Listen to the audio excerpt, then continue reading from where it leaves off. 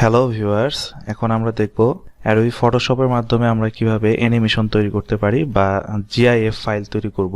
এটা আপনার মানে সামান্য কয়েক সেকেন্ডের জাস্ট অ্যানিমেশন, বড় আকারের অ্যানিমেশন না।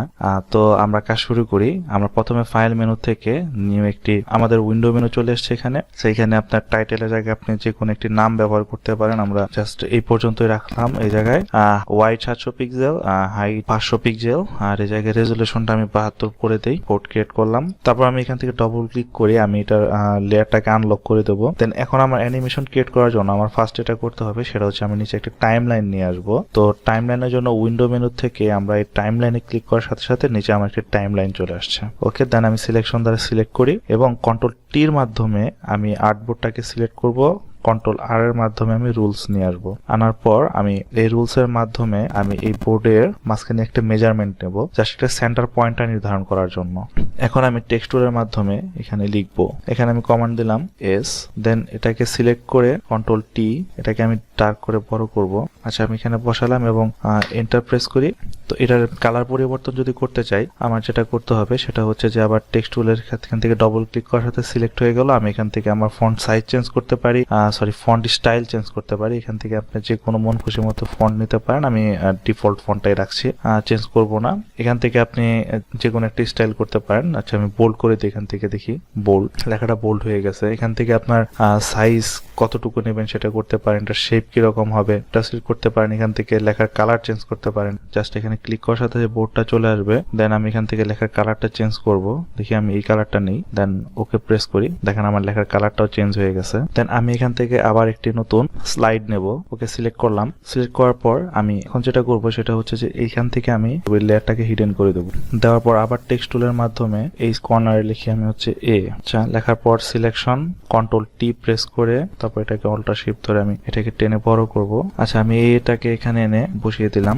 তারপর এটাকে মেজারমেন্ট অনুসারে আমি বাড়িয়ে নিই। এখন আপনি এর কালারটা আমি চেঞ্জ করতে পারি এখান থেকে। যেমন আমি আবার টেক্সট টুলের মাধ্যমে অ্যাপ্লাই করি। টেক্সট টুলের মাধ্যমে সিলেক্ট করে আমি এখান থেকে আবার কালার চেঞ্জ করে দেব। আচ্ছা, আমি এখান থেকে এই নীল কালারটা নিচ্ছি। এখন আমরা আবার আরেকটি ফ্রেম নেব। এখান থেকে ক্লিক করে ফ্রেম নিলাম। দেন আমরা এই লেয়ারটাকে হিডেন করে দেব।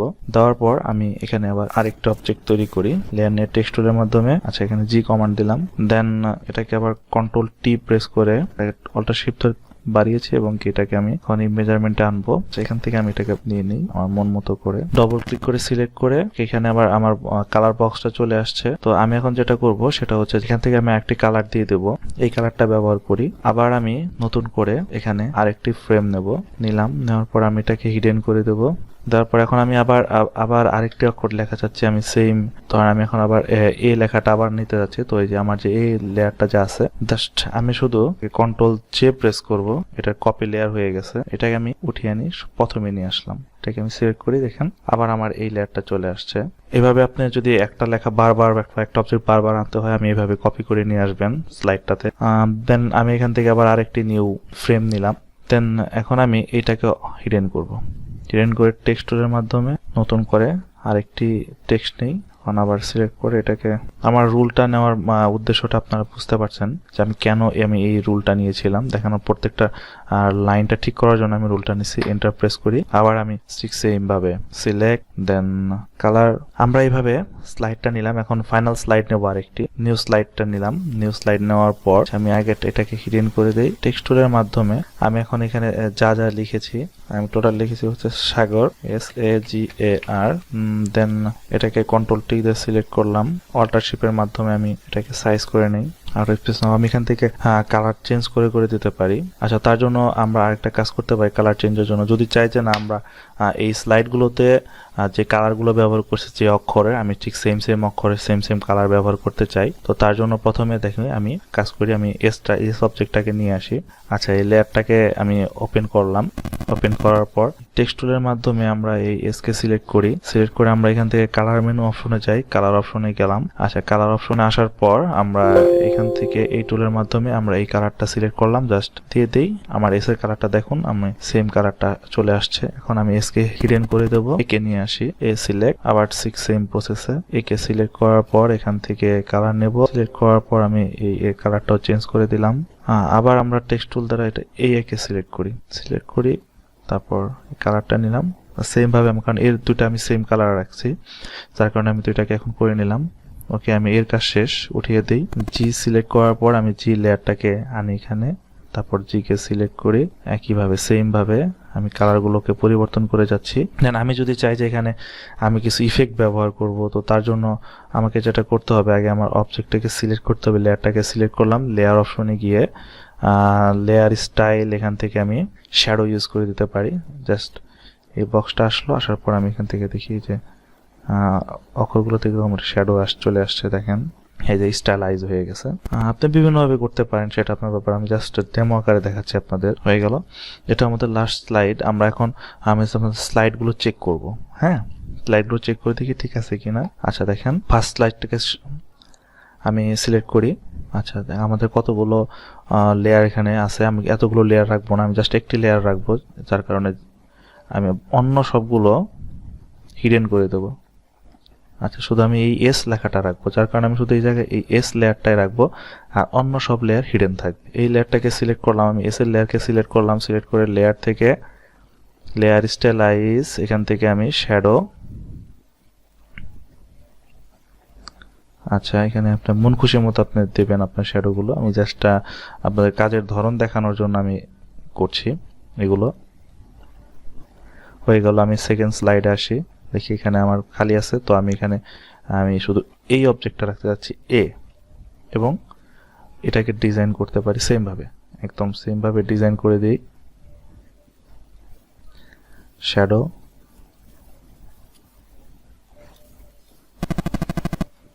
আচ্ছা,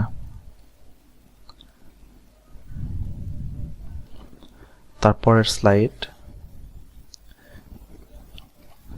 জি,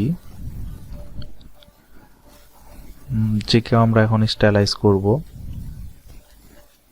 কারণ আমি কিন্তু সবগুলো প্রায় সেম ভাবে করছি, কারণ আমার এখানে আপনাদের টিউটোরিয়ালটা দেখানোর মানে আমার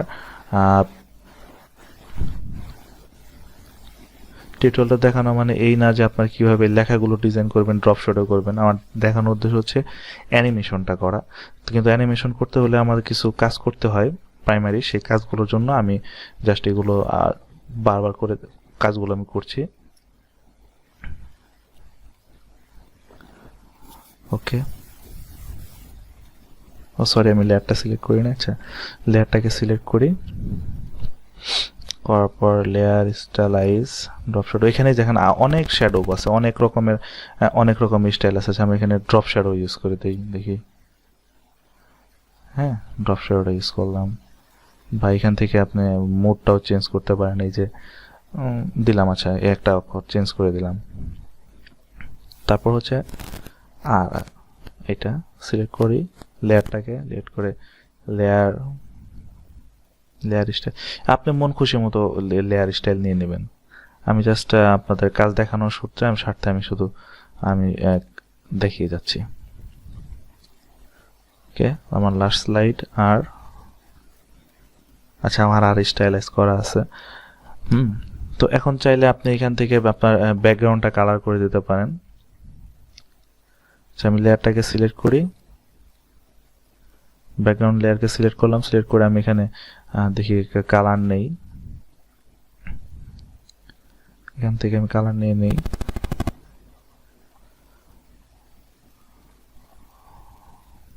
ওকে, এখান থেকে আমি রেড নিলাম, এখানে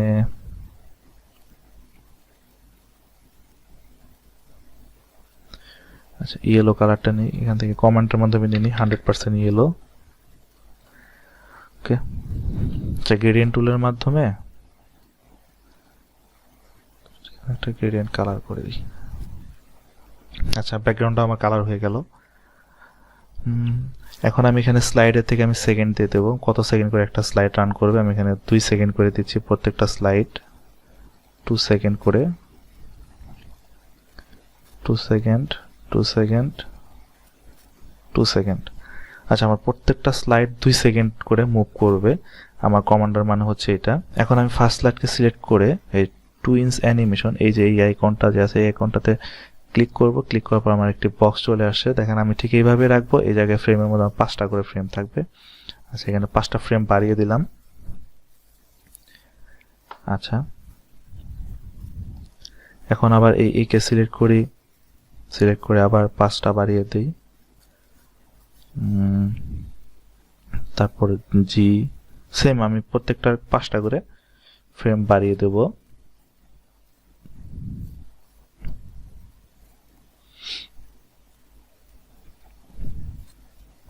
এ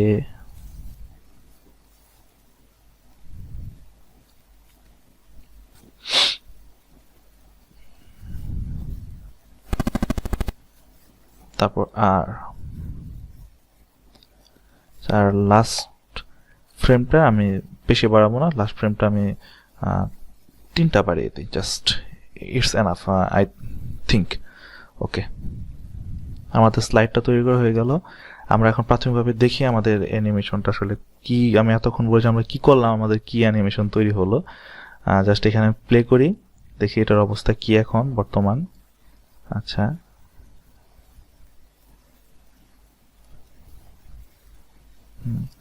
দেখতে পাচ্ছি, দেখেন আমার প্রত্যেকটা অক্ষর একটা করে ভিজুয়াল হচ্ছে, একটা করে ভিজুয়াল হচ্ছে, এবং এখানে আমার পুরো নামটা পরে শো করতেছে। তো আচ্ছা, আমাদের কাজটা শেষ হলো। আমরা এখন এই ফাইলটাকে সেভ করব। তো সেভ করার জন্য ফাইল মেনু থেকে আমরা সেভ ফর ওয়েবে ক্লিক করলাম। ফার্স্ট ফাইলটা একটু লোডিং হবে। ওকে, দেন লোডিংটা শেষ হলো। লোডিং শেষ পর আমরা এখানে সেভ বাটনে ক্লিক করবো। আমরা এখান থেকে কোনো কিছু চেঞ্জ করব না, যেমন আছে এভাবে থাক। জাস্ট সেভ করার পর আমি এখানে একটা নাম দেবো। আচ্ছা, এবিসি, যে কোনো নামে আপনি সেভ করতে পারেন, দিলেন। আমি ওকে, আমার ফাইলটা দেখেন। ওকে, আপনার ফাইলটা সেভ হয়ে গেছে। ওকে, সবাই ভালো থাকবেন। আজকে এই পর্যন্তই, টাটা।